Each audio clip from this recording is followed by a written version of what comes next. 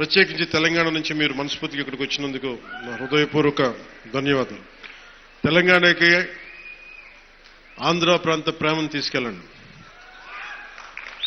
తెలంగాణ సోదరులకి సోదరీమణులకి మనస్ఫూర్తిగా గోదావరి జిల్లాలోకి వచ్చి మన ఆతిథ్యం స్వీకరించమని మనస్ఫూర్తిగా మీరు తెలియజేయండి. ఏదైనా కూలగొట్టేయడం చెడగొట్టేయడం చాలా తేలికమ్మా. ఒక పండగ చూస్తామంటే ఏం మాట్లాడాలనుకుంటామంటే ఓ పిడికిడు గింజలు పండించడం చాలా కష్టమైన పని. అదే పిడికిడికి ఒక చేతికొచ్చిన పంటని నేల రాసేయడం చాలా తేలిక. ఒక అలయన్స్ని నిర్మించడం చాలా కష్టం. అందరినీ ఏకతాటిపైన తీసుకురావడం చాలా కష్టం. కేంద్ర నాయకత్వం దగ్గర నుంచి రాష్ట్ర నాయకత్వం ఎంత కష్టపడి పట్టుకెళ్తుంటే దాన్ని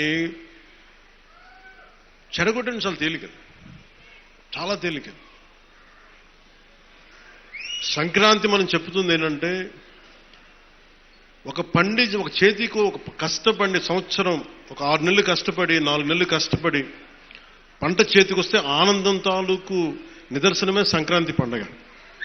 మనకి ధాన్యం వచ్చింది, ధాన్యం అమ్మగా డబ్బులు వచ్చినాయి. ఈ రోజున మన హరిదాసులు కానీ ఇంతమంది జానపద కళాకారులకు కానీ మనం ఎందుకు ఇస్తాం ఇవన్నీ అంటే మా దగ్గర అబండెన్స్ ఉంది, మాకు ఒక 10 బస్తాల పంట ఉంటే మేము 2 బస్తాలు పంచుతామని చెప్పడానికి. అది సంక్రాంతి తాలూకు నిదర్శనం.